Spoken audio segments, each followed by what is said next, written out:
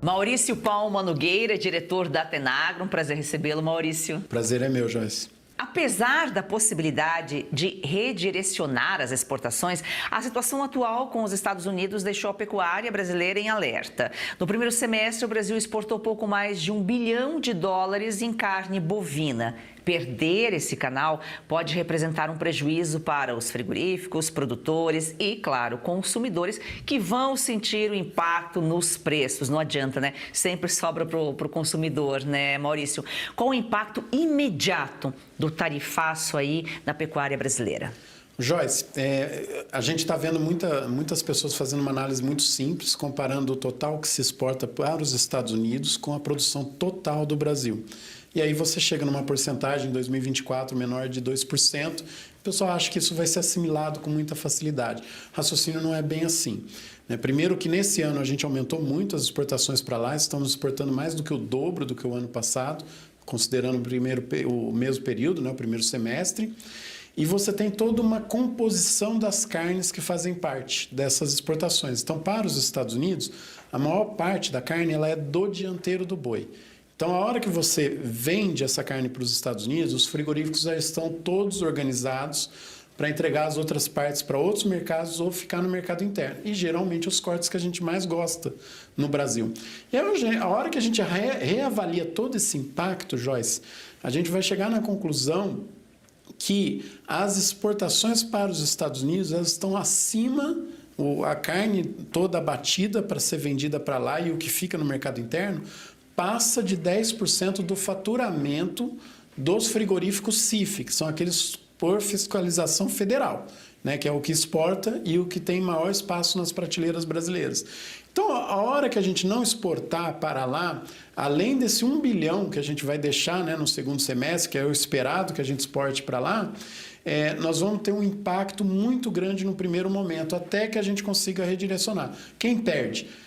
O produtor, né? O frigorífico vai ter que buscar essa rentabilidade no mercado interno, então ele vai pressionar o preço do boi, o preço da vaca e vai também jogar para cima ou diminuir menos o preço da carne. Então perde o produtor e perde o consumidor. É interessante que perde para os dois lados até que isso se reorganize. Então, no curto prazo, a gente tem um problema muito grande para enfrentar. Um intermediário que é o frigorífico, ele vai pagar menos para o produtor e vai cobrar mais do consumidor. E é interessante essa cultura de gosto, né? Gosto não se discute. Nos Estados Unidos, eles preferem essa parte do dianteiro do boi, né? É uma parte já que o Brasil, nós consumimos outros pedaços, outros cortes. A nossa carne para lá, Joyce, ela entra para fazer hambúrguer, basicamente, né? Hambúrguer ou outros produtos que usam a carne como ingrediente. Então, o que eles fazem? Eles compram a carne brasileira, assim como compram de outros mercados, só que outros mercados vão colocar a carne lá na prateleira, a nossa é para fazer o hambúrguer, né? E eles vendem a dele a preço muito mais caro. Então, hoje, se você pegar o balanço dos Estados Unidos, a projeção para 2025 é que entre importação e exportação, eles deixem um déficit no mercado internacional de 980 mil toneladas. É muito grande. Então, se eles não importarem daqui, eles vão ter que buscar outros fornecedores. Sobra espaço para o Brasil, por isso que o pessoal acha que a gente teria um problema menor. Mas olha que interessante, a gente manda para lá a carne que é para fazer hambúrguer, não os cortes. Então, isso para a gente tem um significado muito grande, porque essa carne que fica aqui, ela não seria precificada no mesmo valor que a gente manda para lá. Então, eles usam essa operação para vender a deles. Se eles não importarem da gente, vai subir o preço da carne para o consumidor lá norte-americano. Então, é outro também que não tem interesse, né, nesse problema com o Brasil. Quem está comemorando, basicamente, lá é o pecuarista norte-americano, que até já fez anúncio que é a favor, né, de que, inclusive, zere as importações brasileiras, né? Mas o consumidor, tanto do Brasil como de lá, produtor daqui, está todo mundo perdendo. Qual que é aí o tamanho, o nível de importância do mercado norte-americano aí para as exportações brasileiras para a pecuária? Hoje, os norte-americanos são os nossos segundo maior compradores, né? Eles perdem para a China só, e eles levam mais ou menos, Joyce, 12% do que a gente exporta, né? Pelo menos no balanço do primeiro semestre, e 14% do faturamento. Então, o preço que a gente exporta para os Estados Unidos é um pouquinho acima da média total, mesmo que a gente mande para lá só cortes do dianteiro praticamente, né? 70% aí das exportações para lá são de cortes do dianteiro, que é o que vale menos aqui no Brasil. Então, esse hoje é o tamanho dos Estados Unidos em termos de mercado de exportação, né? Isso vai representar aqui mais ou menos 4% do abate fiscalizado pelo sistema federal, né? Então, não é pouca coisa o que a gente manda para lá. Mesmo que tem a possibilidade de redirecionar as exportações, né, abrindo outros mercados, não são coisas fáceis, não é uma medida fácil de acontecer, né? Tem todo um trâmite, um processo burocrático, leva um tempo. Além de levar um tempo, lembra que nós temos que ver qual é a composição dos cortes que nós vamos substituir, porque às vezes a gente olha os dados de exportação, Joyce, então pega lá, convertendo em equivalente carcaça. Os norte-americanos levaram 260 mil toneladas em equivalente carcaça do Brasil no primeiro semestre. A hora que a gente for procurar outro mercado, a gente não sabe quais são os cortes que a gente vai conseguir vender. Então, tem toda essa reorganização que tem que ser feita pelos frigoríficos. E até que eles consigam se reorganizar, a gente vai sofrer pressão aqui no mercado, e aí é o que você mesmo já falou, né? Tanto o produtor fica pressionado, como a carne fica pressionada também, até que a gente consiga equilibrar tudo isso. Então, leva algum tempo, né? Além da gente achar esses mercados, tem o tempo de negociação, o tempo de logística e o tempo todo para a gente reorganizar os cortes que não vão ser enviados para esses mercados. Na pecuária, a perda, o prejuízo menor ainda é para o frigorífico, né? Pelo que nós já colocamos aqui. O frigorífico, Joyce, a gente tem que lembrar que eles trabalham, é o contrário do que o pessoal pensa, eles trabalham com uma margem muito apertada. Tanto é que se você pega os balanços, mesmo os que têm capital aberto, que exportam, que têm uma presença melhor no mercado, são margens pequenas. Então, imagina aqueles que não têm capital aberto, que têm uma posição de prateleira um pouco inferior ou não exportam, né? Então, nesse momento, eles tendem a sofrer um impacto muito grande também. Por isso que eles vão apertar na compra do boi. E aí, claro, quem mais vai sentir, e já aconteceu, né? Essas primeiras 2 semanas aí, a gente já viu um impacto muito maior no preço do boi, né? Então, ele joga essa pressão para o boi até que ele se reorganize. E quem vai mandar em quem perde menos ou perde mais nas próximas semanas ou meses é a oferta e demanda. Então, quanto tem de boi para comprar? Qual que está a demanda do mercado? Se a pressão é por compra, aí os frigoríficos vão acabar assimilando um aperto maior. Se eles encontram oferta, é o pecuarista que vai assimilar essa perda, né? E o consumidor sempre é o principal afetado. As pessoas sempre se perguntam, se não exportar, por que não vende aqui num preço mais em conta e tal? Mas é que o produtor já teve aquele gasto. E o que ele está vendendo agora, ele investiu no ano passado. Ele não pode também ter a perda. Não é uma conta simples para fechar, né? Não. E vamos imaginar o pior cenário, Joyce, que a gente reduza muito as exportações. Então, num primeiro momento, você teria o consumidor tendo acesso a maior quantidade de carne, porque é um desmonte que vai acontecer na pecuária. No segundo momento, provavelmente o ano que vem, ou 2027, é o contrário. Aí a pecuária para de responder. Então, a gente está respondendo porque nós estamos estimulados pelos bons momentos de aumento de exportação, né? Então, a gente vem produzindo mais.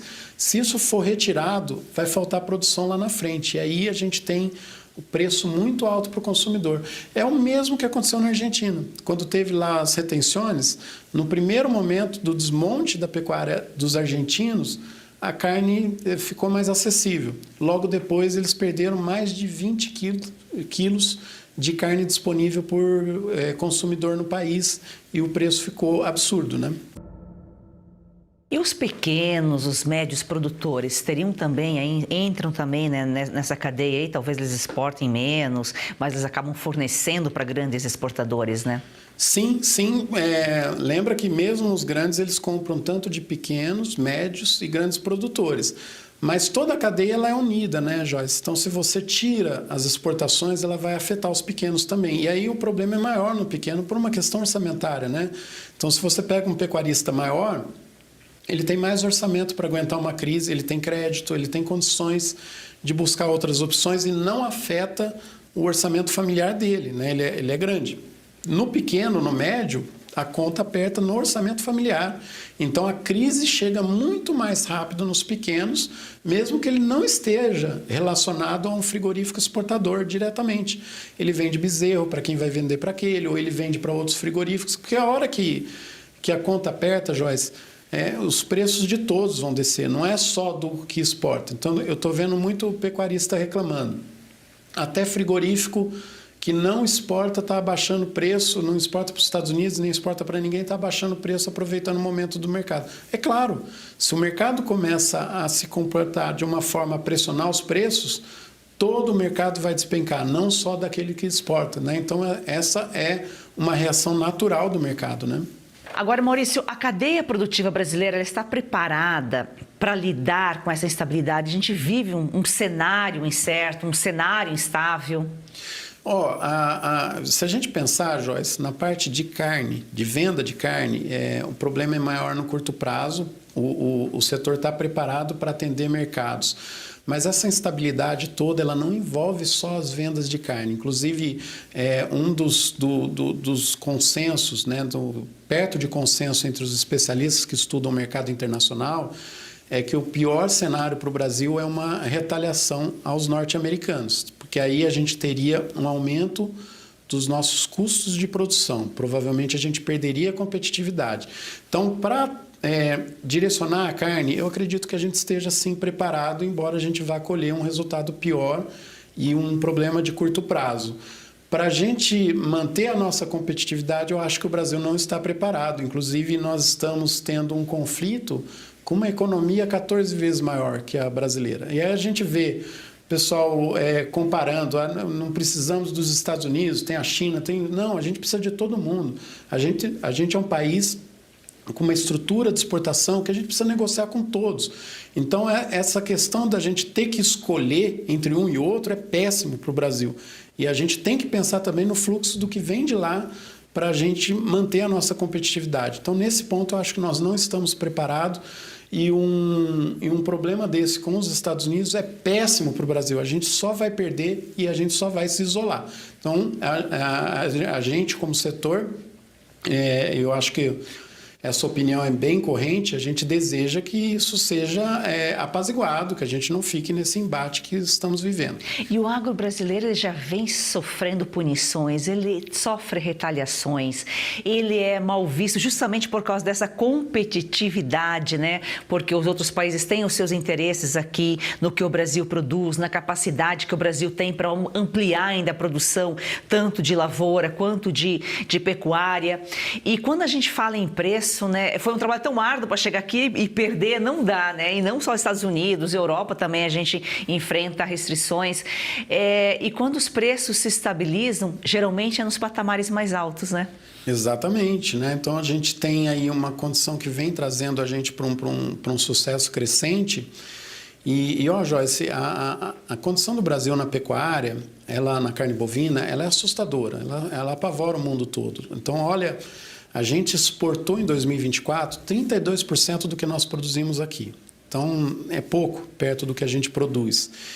E mesmo assim, nós exportamos o dobro do que o segundo do mercado. E a hora que você vê a capacidade de resposta, né, quem pode responder nos próximos anos, o Brasil está numa dianteira assim, fantástica.